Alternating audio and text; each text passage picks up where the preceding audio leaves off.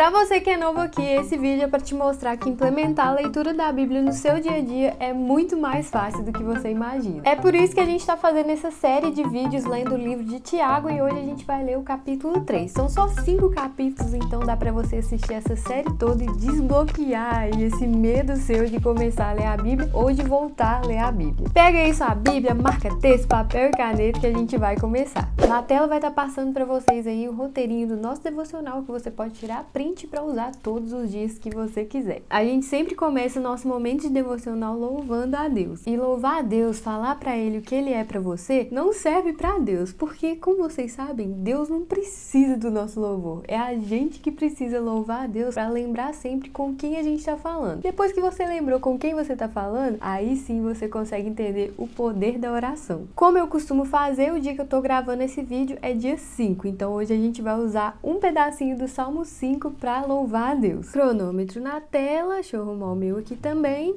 e iniciou o nosso momento de louvor. Salmo 5. Escuta, Senhor, as minhas palavras, considera o meu gemir, atenta para o meu grito de socorro, meu Rei e meu Deus, pois é a Ti que imploro.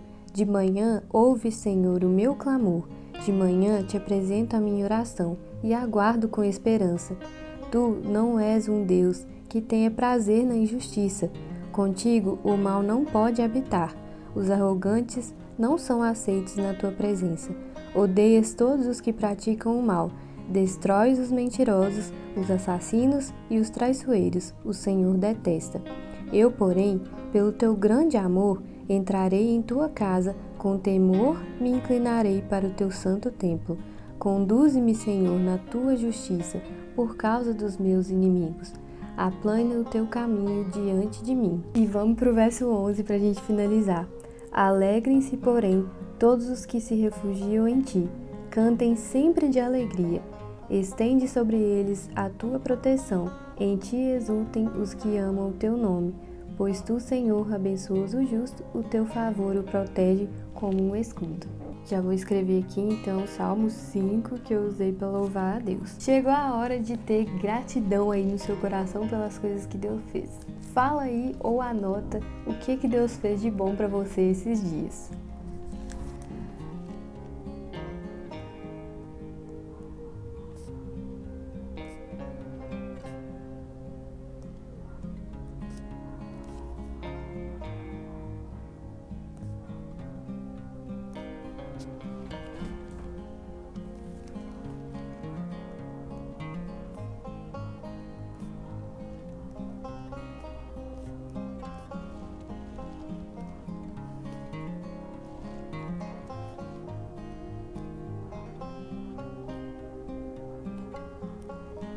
No nosso terceiro momento é hora de interceder pelas pessoas que você ama, aquela pessoa que te pediu oração, que está doente, está precisando de oração. Esse é o momento.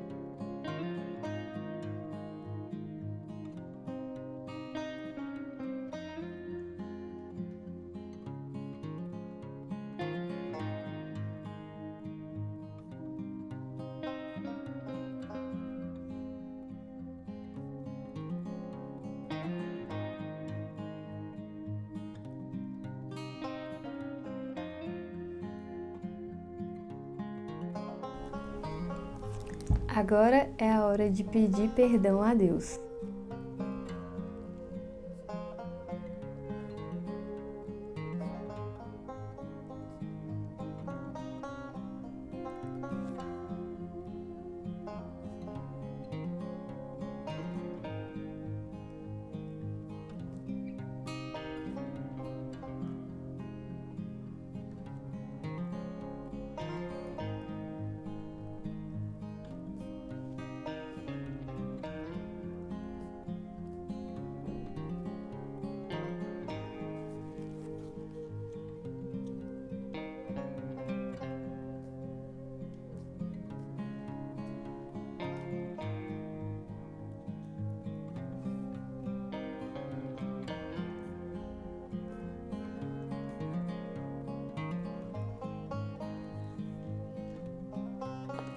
E agora é o momento de você pedir a Deus aquela bênção que você está precisando tanto.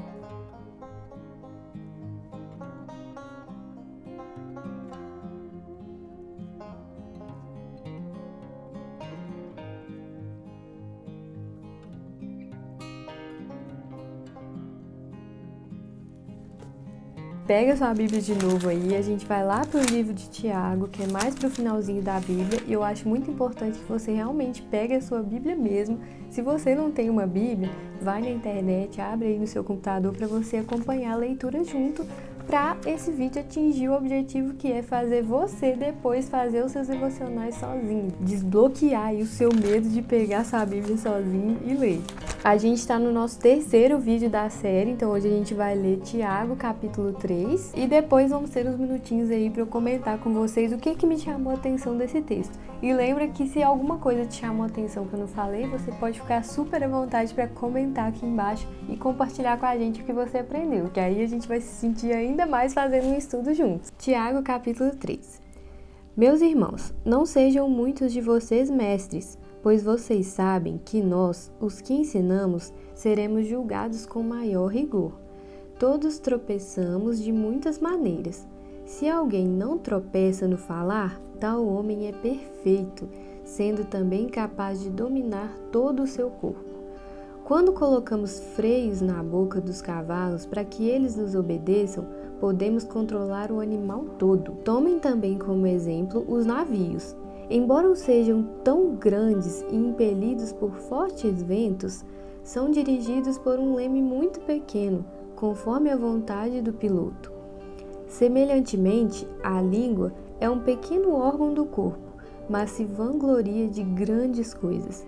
Vejam como um grande bosque é incendiado por uma simples fagulha. Assim também, a língua é um fogo. É um mundo de iniquidade. Colocada entre os membros do nosso corpo, contamina a pessoa por inteiro, incendeia todo o curso de sua vida, sendo ela mesma incendiada pelo inferno. Toda espécie de animais, aves, répteis e criaturas do mar doma-se e tem sido domada pela espécie humana. A língua, porém, ninguém consegue domar. É um mal incontrolável, cheio de veneno mortífero. Com a língua bendizemos o Senhor e Pai, e com ela amaldiçoamos os homens feitos à semelhança de Deus. Da mesma boca procedem bênção e maldição. Meus irmãos, não pode ser assim.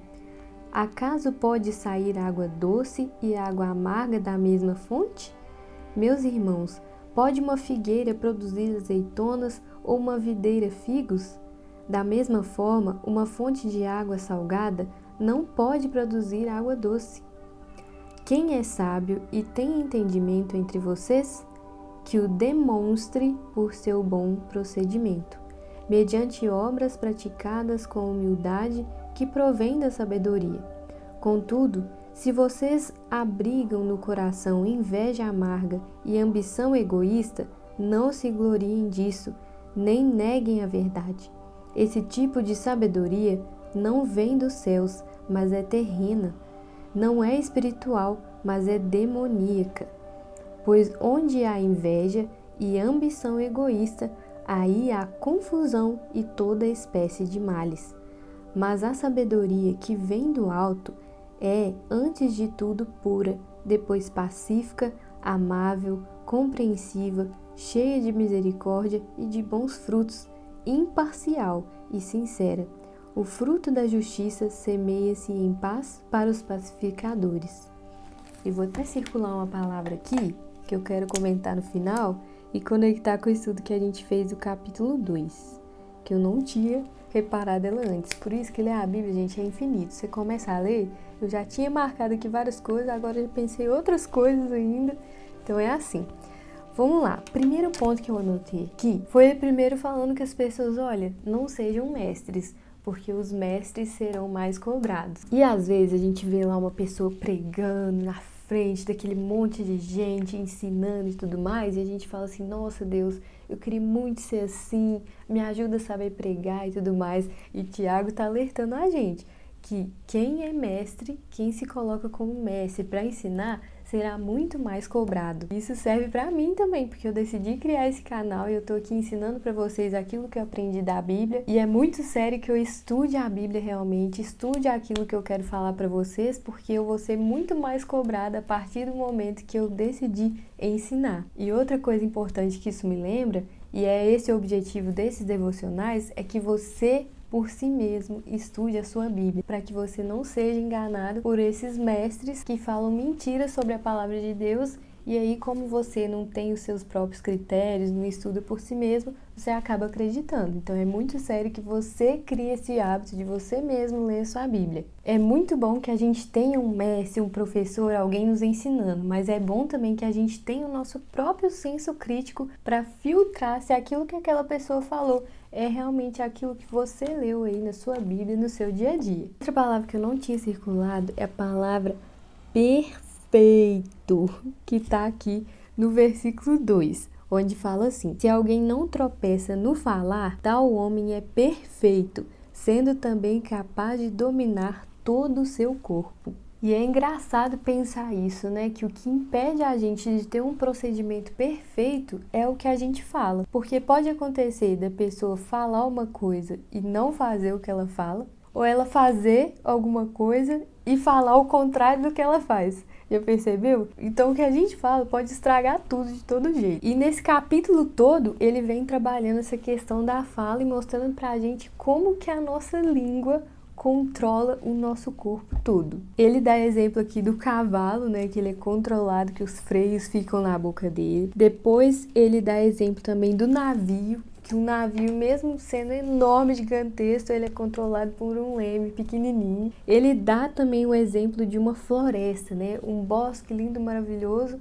Ele é incendiado por uma faísquinha, começa por uma faísca. Isso tudo para chamar mais atenção para a gente, que por mais grandiosas que sejam as nossas obras, o nosso procedimento, o nosso vestir, o nosso andar, uma coisinha pequena que a gente fala pode estragar isso tudo. No verso 7 ele fala assim, toda espécie de animais, aves, répteis e criaturas do mar dominam-se e têm sido dominados pela espécie humana. A língua, porém, ninguém consegue dominar. Vou até circular essa palavra ninguém. A humanidade conseguiu dominar as espécies, dominar o mundo, mas ninguém consegue dominar a língua. Ele continua falando que com a língua a gente bendiz o Senhor, louva a Ele, mas com a mesma língua a gente vai lá e fala mal de outro ser humano que é a imagem e semelhança de Deus. E ele fala que não pode proceder bênção e maldição do mesmo lugar. E se a gente lembrar do que a gente estudou no capítulo 2, tava falando, até anotei do lado aqui na minha Bíblia, que só falar não adianta. Lembra que a gente estudou lá que chega uma pessoa pedindo comida e tal, e você fala com ela, não, vai em paz. Isso não adianta? Que você só falar que louva a Deus, que Deus é seu Deus, só não adianta? Você tem que demonstrar? Se a gente conectar esses dois pontos, a gente vai perceber que a sabedoria, na verdade, está em falar pouco. Falar pouco. Porque se a gente fala que faz demais, que ama a Deus demais, mas não age conforme a gente fala, a gente tá tudo errado. E se a gente até age também, faz as coisas de acordo com a vontade de Deus e tal, mas aí sai da nossa boca uma coisa falando mal de alguém, um veneno, que é o que fala até aqui no versículo 7, né? Que é um mal incontrolável, cheio de veneno. Se sai da nossa boca, pronto, já ficou incoerente também. Então, sabedoria, gente, eu acho que aqui tá falando pra gente, ó, galera, vamos ficar mais caladinho, vamos tentar ficar mais assim caladinho mesmo, porque é o princípio da sabedoria aí, pelo que tá entendendo. E para finalizar, ele vem inclusive falando da questão da sabedoria, que eu até escrevi aqui, vou colocar aí a foto para vocês, sabedoria para o mal versus sabedoria divina. Mais uma vez ele toca no ponto de que quem é sábio tem que demonstrar com seu procedimento que é sábio, não só ficar falando, mediante suas obras, pelas coisas que você faz, você demonstra que você é sábio mesmo. Mas ele diz assim: contudo, se vocês abrigam no coração inveja amarga e ambição egoísta, não se gloriem disso. No 15 ele fala: esse tipo de sabedoria não vem dos céus, mas é terrena, não é espiritual, mas é demoníaca. Olha só. E ele finaliza falando que a sabedoria que vem do alto é pura, pacífica, amável, compreensiva, ou seja, todos os tipos de coisas que a gente consegue perceber, que não é da pessoa falar que a gente vê que ela é sábia, é do jeito dela fazer, você realmente fala, essa pessoa é sábia mesmo. E a palavra que eu circulei aqui também é falando que essa sabedoria divina, ela é imparcial, o que já conecta com o que Tiago falou no capítulo 2, que a gente não deve ter parcialidade na hora de tratar as pessoas que são a imagem e semelhança de Deus. Tá vendo como é que isso tudo se conecta? Esse foi o nosso estudo de hoje. Vou filmar pra vocês aí como que ficou minha Bíblia. Se inscreve no canal se não é inscrito e até o estudo de Tiago 4 ou os próximos vídeos aqui do canal. Então é isso, tchau povo e até o próximo vídeo.